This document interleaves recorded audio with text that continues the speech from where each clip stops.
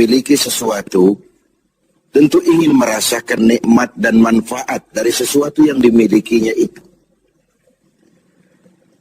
Apa gunanya punya radio bagus kalau telinga tuli? Apa gunanya punya sepatu mahal kalau tidak punya kaki? Apa guna punya televisi berwarna, gambarnya terang kalau mata pun buta? Demikian juga iman. Apa arti iman itu kalau kita belum bisa merasakan nikmatnya, indahnya, manisnya iman? Orang yang merasakan manisnya iman, manis rasanya ketika dia sujud. Manis rasanya ketika dia berlapar dan berhaus melaksanakan ibadah puasa. Manis rasanya ketika dia harus menginfakkan sebagian dari harta yang dimilikinya. Manis ketika dia melaksanakan wukuf di padang Arafah, berhaji untuk Allah. Manis melaksanakan apapun yang menjadi tuntutan dari nilai imannya itu. Untuk bisa merasakan nikmatnya, manisnya, indahnya iman, Rasulullah Sallallahu Alaihi Wasallam mengajarkan kepada kita salasun man kunna fihi wajada halawatal iman. Ada 3 perkara.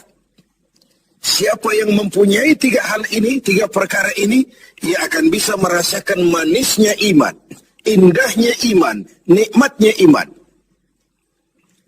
Apa yang 3 itu? Pertama, ayyakunallahu wa rasuluh ahabba ilaihi mimma siwahuma. Seseorang yang cintanya kepada Allah dan Rasulnya di atas segalanya. Kita diberikan hati. Dalam hati bertumpu sejuta rasa. Apa yang paling dominan di hati, itulah yang jadi kecenderungan kita. Bahwa kita cinta harta benda, tentu. Kita cinta tanah air, itu pun bagian dari iman. Kita cinta pangkat dan jabatan, wajar. Kita cinta anak dan istri, iya. Dan agama pun tidak melarang, persilahkan. Cintailah apa yang perlu kau cintai. Mencintai tanah air, mencintai bangsa dan negara, mencintai harta benda, mencintai anak istri, mencintai teman, pangkat, jabatan, persilahkan. Tapi kan cinta kepada alam dan seluruh isinya dibatasi oleh kesadaran. Pada suatu saat kita akan berpisah. Cinta kita kepada harta, entah si harta dulu hilang di gondol maling, entah kita dulu meninggalkan harta itu. Cinta kita kepada pangkat dan jabatan ada waktunya.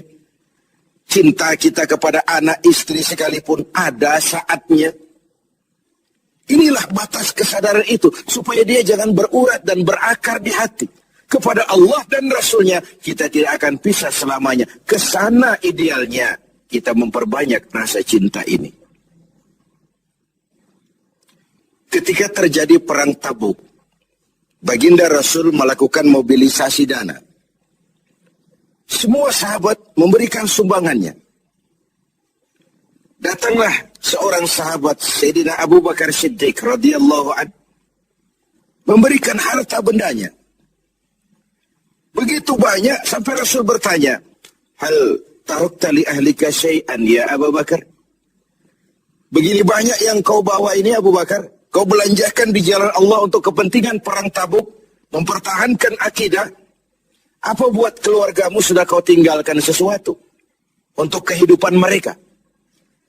Beliau senyum, na'am, taraktu lahumullaha wa rasulah. Benar, sudah aku tinggalkan buat keluargaku. Apa yang ditinggalkan? Aku tinggalkan kepada mereka Allah dan Rasulnya. Cinta kepada Allah dan Rasulnya, itu yang aku tinggalkan kepada keluargaku. Adapun harta, semuanya aku belanjakan di jalan Allah untuk kepentingan mempertahankan keyakinan. Ini adalah sebuah contoh orang yang cintanya kepada Allah dan Rasulnya di atas segalanya. Harta itu, pangkat dan jabatan itu, semua kekayaan materi yang kita miliki itu, kalau sudah memenuhi panggilan Allah dan Rasulnya, semua mengalir. Semua mengalir. Dari sana dia datang dan ke sana juga dia akan kembali. Inilah keyakinan terhadap inna lillahi wa inna ilaihi raji'un. Dari Allah segalanya datang, ke jalan Allah juga, kepada Allah juga semuanya akan kembali.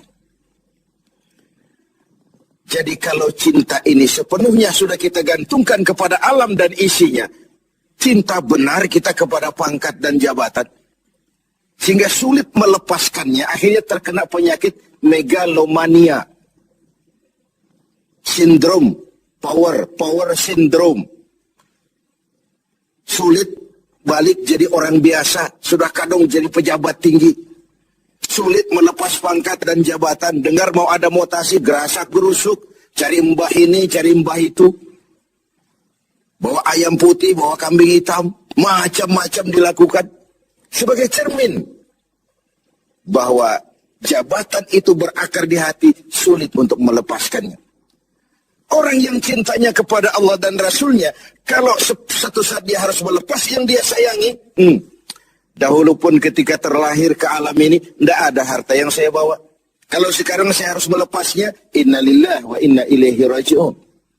Dahulu pun ketika terlahir ke alam ini, tidak ada pangkat dan jabatan yang saya sandang. Kalau sekarang saya harus melepaskannya, inna lillahi wa inna ilaihi raji'un. Oh, itu cuma sekadar titipan dari Allah saja. Disinilah lapang dadanya seorang mukmin ketika dia menempatkan cinta Allah dan Rasulnya di atas segalanya. Ini yang pertama. Yang kedua, untuk merasakan manisnya iman itu. Wa ayyuhibba 'abdan la yuhibbuhu illa lillah. Dia cinta kepada sesama hamba, cintanya karena Allah. Bukan karena kepentingan. Kalau sudah cinta karena kepentingan, sebatas kepentingan terakomodir, kita loyal, kita taat, kita setia, kita cinta. Begitu kita merasa kepentingan kita diabaikan, kita jadi musuh nomor satu.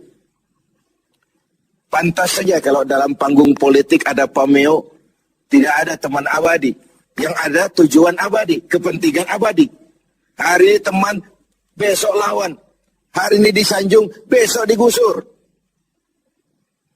Agama mengajarkan cintai sesama hamba karena Allah. Bukan karena kepentingan, bukan karena mencari kehormatan diri, tapi karena Allah saja. Kau di jalan Allah, kau saudara saya. Kau keluar dari jalan Allah, sampai sini saja kita. Bersaudaranya itu karena Allah. Islam membebaskan manusia dari ras diskriminasi. Dan ikatan akidah jauh lebih kuat daripada ikatan darah. Tidak ada persaudaraan yang lebih kokoh selain persaudaraan yang diikat dengan nilai-nilai akidah. Saya sih tahu mabuk itu haram, cuma saya ngormatin teman. Ngormatin teman, ikut minum. Saya sih tahu judi itu haram, cuma diajak saya nggak enak sama teman. Ngormati teman, mengorbankan keyakinan. Untuk hal-hal yang seperti itu, tidak ada toleransi yang perlu dirumuskan. Bersaudara karena Allah, bertemu karena Allah, berpisah pun juga karena Allah. Ini yang mahal zaman sekarang. Sekarang kan bersaudara karena kepentingan, karena ada maunya. Berteman karena ada kepentingan.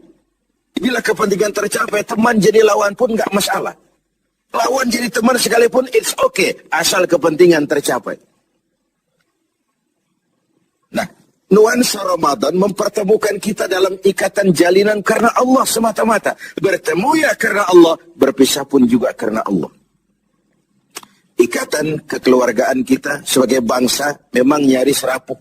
Berbagai konflik di daerah belum kunjung selesai. Baik yang bernuansakan agama, etnis, dan macam-macam lagi.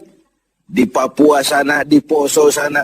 Bahkan di kota-kota besar masih sering terjadi bentrokan antar kampung, antar tetangga, antar wilayah. Lalu keroyokan, rame-rame, menyatakan identitasnya pada proporsi yang salah sebenarnya. Bertemu karena Allah, berpisah juga karena Allah. Persaudaraan semacam itu melahirkan kenikmatan iman. Kenapa? Karena imanlah yang mengayomi itu semua. Yang ketiga terakhir, untuk bisa merasakan manisnya iman, wa ayyakraha ayyauda fil kufri ba'da idh anqazahu Allah minhu kama yakrahu ayyukzafa finnar. Dia benci kekafiran, kebatilan, kezaliman, kemunkaran, ketidakadilan maksiat. Setelah dia diselamatkan Allah dari hal-hal seperti itu. Sebagaimana dia tidak suka kepada neraka. Sebagaimana bencinya dia kepada neraka, begitulah dia membenci kebatilan, ketidakadilan, kezaliman. Tidak seorang pun di antara kita yang suka neraka. Jangankan lagi masuk, mendekat saja kita tidak kepengin.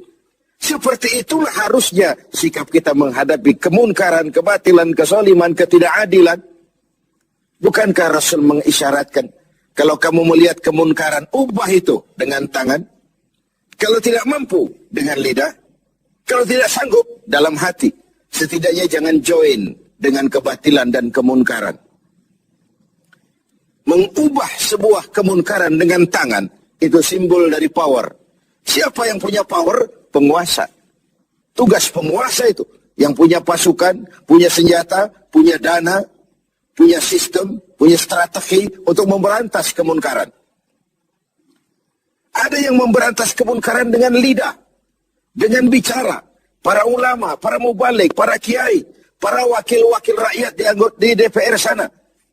Mencegah yang munkar dengan lidah, bicara. Sampaikan apa yang menjadi aspirasi rakyat. Ada yang dalam hati saja, ini biasanya rakyat banyak. Bicara nggak didengar, kadang juga takut akibatnya, dalam hati saja. Setidaknya tidak join dengan yang namanya kemunkaran. Karena ketika yang ma'ruf berjalan, yang munkar juga berjalan, sama-sama berjalannya. Lalu hukuman datang kepada yang munkar ini, yang ma'ruf pun akan terkena juga dampak dan akibatnya. Inilah makna pernyataan Quran, wattaqu fitnatan la tusibanna allazina zalamu minkum khassah. Takutlah musibah, bencana yang kalau datang tidak hanya menimpa orang-orang yang zalim di antara kamu, yang baik pun akan terkena juga dampaknya.